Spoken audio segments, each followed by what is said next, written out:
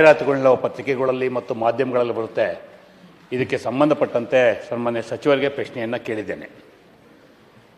ಬಹುತೇಕ ಒಂದು star mark, ಒಂದು ಸಣ್ಣ ಸ್ಟಾರ್ ಮಾರ್ಕು ಇಡೀ ರಾಜ್ಯವನ್ನು, ರಾಜ್ಯ ಸರ್ಕಾರವನ್ನು ಮತ್ತು ಗ್ರಾಹಕರನ್ನು ಮೋಸ ಮಾಡೋಂಥ ವ್ಯವಸ್ಥಿತ ಜಾಲ ಭಾಳ ದಿವಸಗಳಿಂದ ಕರ್ನಾಟಕದಲ್ಲಿ ಹಿಡ್ಕೊಂಡ್ಬರ್ತಾ ಇದೆ.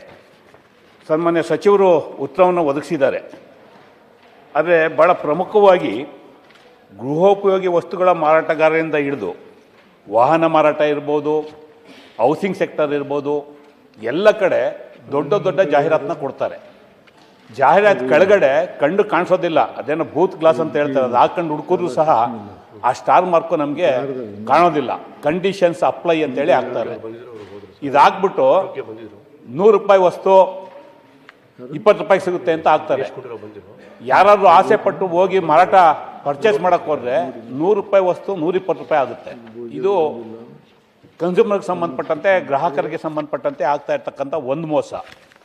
ಎರಡನೇದು, ವಿಶೇಷವಾಗಿ ಹೌಸಿಂಗ್ ಸೆಕ್ಟರು ದೊಡ್ಡ ದೊಡ್ಡ ಮಟ್ಟದಲ್ಲಿ ಜಾಹೀರಾತುಗಳು ಕೊಡ್ತಾರೆ. ಅಂದರೆ ನಿಮಗೆ ಒಂದು ಫ್ಲಾಟು 25 ಲಕ್ಷಕ್ಕೆ ಸಿಗುತ್ತೆ, ಸೈಟು 12 ಲಕ್ಷಕ್ಕೆ ಸಿಗುತ್ತೆ, ರೆಡಿ ಮನೆ 50 ಲಕ್ಷಕ್ಕೆ ಸಿಗುತ್ತೆ.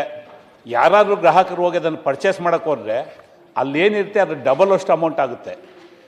ಗ್ರಾಹಕ ಇಲಾಖೆಯವರು ಈ ಥರ ಯಾರು ಜಾಹೀರಾತುಗಳನ್ನ ಕೊಟ್ಟು ಮೋಸ ಮಾಡ್ತಾ ಇದ್ದಾರೆ ಅವ್ರನ್ನ ನಿಗ್ರಹ ಮಾಡೋದಾಗಲಿ, ಕಂಟ್ರೋಲ್ ಮಾಡೋದಾಗಲಿ ಮಾಡ್ತಾ ಇಲ್ಲ.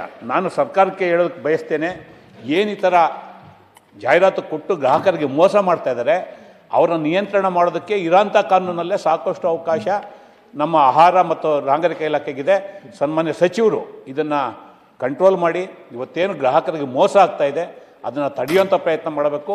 ಸ್ಟಾರ್ ಹೆಸರಿನಲ್ಲಿ ಇಡೀ ರಾಜ್ಯಕ್ಕೆ ಟೋಪಿ ಹಾಕೋಂಥ ಕೆಲಸವನ್ನು ಏನು ಕಂಪ್ನಿಗಳು ಅಥವಾ ಮಾರಾಟಗಾರರು ಏನು ಮಾಡ್ತಾ ಇದ್ದಾರೆ ಅದನ್ನು ತಡೆಯೋದಕ್ಕೆ ಕಟ್ಟುನಿಟ್ಟಿನ ಕ್ರಮ ಕೈಗೊಳ್ಳಬೇಕು ಅಂತೇಳಿ ಮಂತ್ರಿಗಳಲ್ಲಿ ಮನವಿ ಮಾಡ್ತಾರೆ.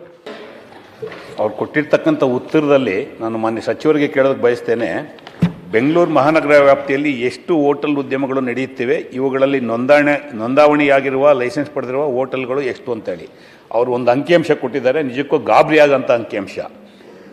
ಹೋಟೆಲ್ ಉದ್ಯಮಗಳು 661 ಅಂದರೆ ಟೋಟಲ್ಲು, ಲೈಸೆನ್ಸ್ ಪಡೆದಿರೋದು 631, ಲೈಸೆನ್ಸ್ ಇಲ್ಲದೆ ಇರೋದು 30 ಅಂತ ಹೇಳ್ತಾರೆ. ಅಂದರೆ ಇದು ಇಡೀ ಗ್ರೇಟರ್ ಬೆಂಗಳೂರಿನಲ್ಲಿ ಯಾವುದಾದ್ರು ಒಂದು ಅಸೆಂಬ್ಲಿ ಸೆಕ್ಟರಲ್ಲಿ ಇಷ್ಟು ಹೋಟೆಲ್ಗಳು ಇರ್ತವೆ.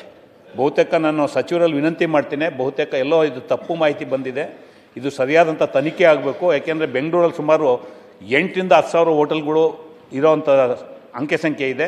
ಇಲ್ಲಿ ಕೊಟ್ಟಿರ್ತಕ್ಕಂಥ ಅಂಕೆ ಸಂಖ್ಯೆಗೆ ತಾಳೆ ಬರ್ತಾ ಇಲ್ಲ, ಅದು ಒಂದು. ಇನ್ನೊಂದು ಪ್ರಶ್ನೆ, ನಂದು 4ನೇ ಪ್ರಶ್ನೆ, ಗ್ರೇಟರ್ ಬೆಂಗಳೂರು ವ್ಯಾಪ್ತಿಯಲ್ಲಿ ಇರುವ 3 ಸ್ಟಾರ್ ಹೋಟೆಲ್ ಎಷ್ಟು, 5 ಸ್ಟಾರ್ ಹೋಟೆಲ್ ಎಷ್ಟು, 7 ಸ್ಟಾರ್ ಹೋಟೆಲ್ ಎಷ್ಟು, ಅವಳಿಗೆ ಅನುಮತಿ ನೀಡಲಾಗಿದೆ ಅಂತೇಳಿ. ಬಟ್ಟು ಇಲ್ಲಿ ನನಗೆ ಕೊಟ್ಟಿರೋ ಉತ್ತರದಲ್ಲಿ ಅದು ಮಿಸ್ ಆಗಿದೆ. ಅವರು ಈ ಏನು ಉತ್ತರ ಕೊಟ್ಟಿದ್ದಾರೆ ಅದು ಮಿಸ್ ಆಗಿದೆ. ಬಹುತೇಕ ಅಲ್ಲೂ ಕೊಟ್ಟಿರ್ತಕ್ಕಂಥ ಸಂಖ್ಯೆನೂ ಭಾಳ ಕಡಿಮೆ ಇದೆ, 40-45 ಏನೋ ಮಾಹಿತಿ ಕೊಟ್ಟಿರೋಂಗಿದ್ದಾರೆ. ಅದು ಸಹ ತಪ್ಪು ಮಾಹಿತಿ ಇದೆ. ದಯಮಾಡಿ ಅದನ್ನು ಮನೆ ಸಚಿವರು ತನಿಖೆ ಮಾಡಬೇಕಂತ ಕೇಳ್ಕೊತೀನಿ. ಮಾಹಿತಿ ತಪ್ಪಿಲ್ಲ. ಸರ್ಕಾರದಲ್ಲಿ ನೋಂದಾವಣೆ ಆಗಿರೋದು ಸುಮಾರು 6500ವರೆಗೂ ಕೂಡ ಹೋಟ್ಲುಗಳ ಲೆಕ್ಕಾಚಾರ ಇದೆ. ಅದರಲ್ಲಿ ಕೆಲವು ನಡೀದೇ ಇರೋದು, ದಾಖಲೆ ಇಲ್ಲದೆ ಇರೋದು, ರಿಜಿಸ್ಟರ್ ಆಗದೆ ಇರೋದ್ರ ಬಗ್ಗೆ ನಮಗೆ ಮಾಹಿತಿ ಇದೆ.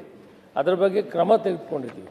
ಸ್ಟಾರ್ ಹೋಟ್ಲುಗಳ ಬಗ್ಗೆ ಕೂಡ ಸರ್ಕಾರದಲ್ಲಿ ನೋಂದಾವಣೆ ಆಗಿರೋದನ್ನು ನಾನು ಈಗಾಗಲೇ ಒದಗಿಸಿದ್ದೇನೆ. ಇನ್ನೂ ಅವರು ಇದರಲ್ಲಿ ಇನ್ನೂ ಪೂರ್ತಿ ಇಲ್ಲ ಅಂತಾರೆ.